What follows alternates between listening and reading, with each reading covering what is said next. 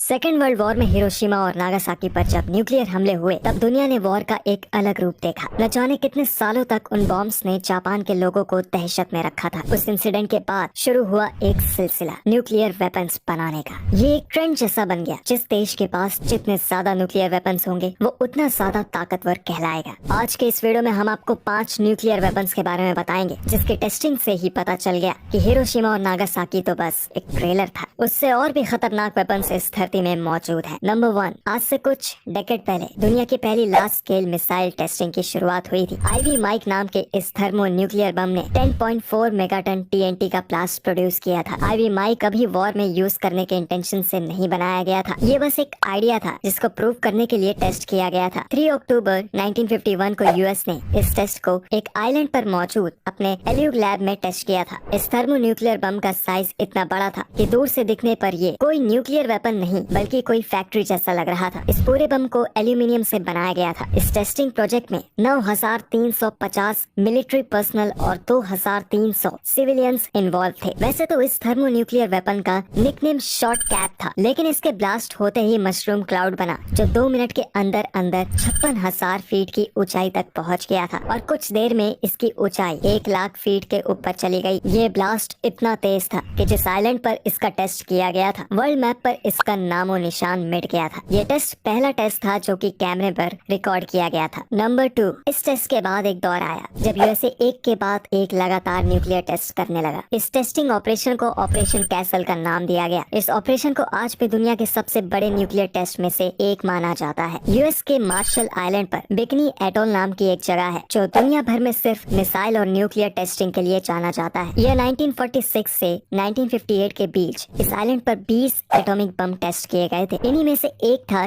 TX-17। 1954 में कैसल रोमिया नाम के इस टेस्टिंग प्रोजेक्ट में TX-17 सबसे पहला थर्मो न्यूक्लियर वेपन जिसे एयर ड्रॉप करके टेस्ट किया गया था। इस बम की डिस्ट्रक्टिव कैपेसिटी 11 मेगाटन की थी। इस न्यूक्लियर वेपन के फटते ही पूरे आसमान में एक रेड कलर की लाइट फैल गई जो देखने में किसी मूवी सीन की तरह लग रहा था। नंबर 3, कैसल रोमिया के बाद भी ऑपरेशन कैसल में कई और टेस्ट हुए और सभी के सभी सफल थे। इसी टेस्ट में से एक था कैसल यांकी। ये इस सीरीज का पहला ऐसा टेस्ट था जिसे करने में एक्सपर्ट्स को काफी टेक्निकल डिफिकल्टीज का सामना करना पड़ा, लेकिन फिर भी ये सफल रहा। ये न्यूक्लियर वेपन ऑपरेशन कैसल का सबसे ताकतवर न्यूक्लियर वेपन था। यूएस के हिस्ट्री में इसे दूसरा सबसे ताकतवर टेस्ट कहा जाता है। इस बम की ताकत 14 मेगाटन टीएनटी की थी। इस बम के फटने से जो मशरूम क्लाउड बना था उसकी हाइट 32 एम्पियर स्टेट बिल्डिंग जितनी थी। 2 मिनट के अंदर अंदर इसकी हाइट 40,000 फीट तक हो गई थी। 4 दिन के बाद यही बादल मेक्सिको सिटी में देखा जाने लगा जो टेस्टिंग साइट से 7,102 मील दूर है। ये पहली बार था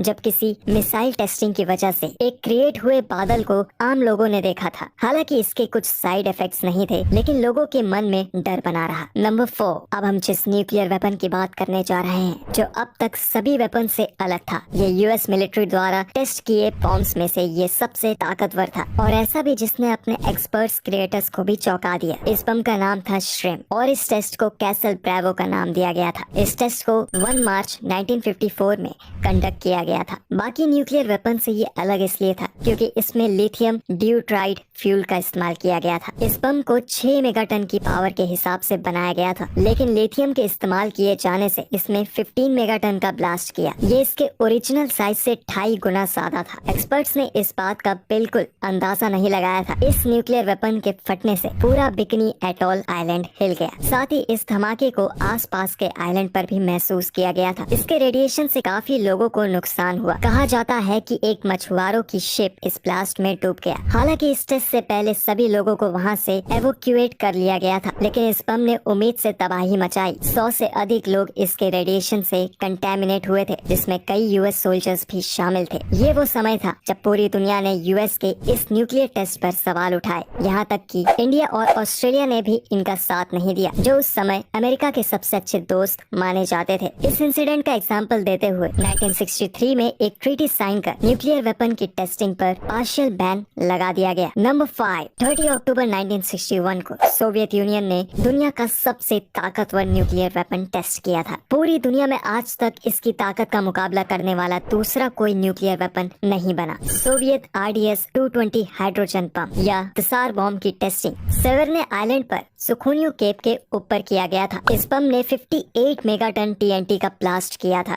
जो कि हिरोशिमा वाले बम से 3000 गुना ज्यादा था। इसकी ताकत का अंदाजा इसी बात से लगाया जा सकता है कि जब इस बम को ब्लास्ट किया गया तो वहां से 900 किलोमीटर दूर मौजूद घरों की खिड़कियां टूट गईं और इसके धमाकों की आवाज वहां से 1000 किलोमीटर दूर तक सुनाई दी थी। ऐसे में इस टेस्टिंग को सोवियत यूनियन दुनिया से छिपा कर नहीं रख पाई। शुरुआत में तो इसे सीक्रेट ही रखने का प्लान था, लेकिन US इंटेलिजेंस ने इसे दुनिया के सामने ला दिया। एक रिपोर्ट के अनुसार इस बम के 4000 माइल स्काईवर के दायरे में जितने भी लिविंग क्रिएचर आते हैं उन सभी को 3rd डिग्री बर्न झेलना पड़ता। इतने खतरनाक टेस्टिंग की कई ऐसी वीडियो हैं जिसे देखकर आपकी रूह कांप जाएगी। रशिया आज भी इन वीडियोस को फेक बताता है, हालांकि इस बात से इनकार नहीं करता कि उसने टेसार बम की टेस्टिंग की थी। रिपोर्टर्स तो ये भी बताते हैं कि इस बम के सक्सेसफुल टेस्टिंग के बाद 100 मेगाटन की पावर वाला एक और बम बनाया गया था, लेकिन कभी उसकी टेस्टिंग नहीं की गई।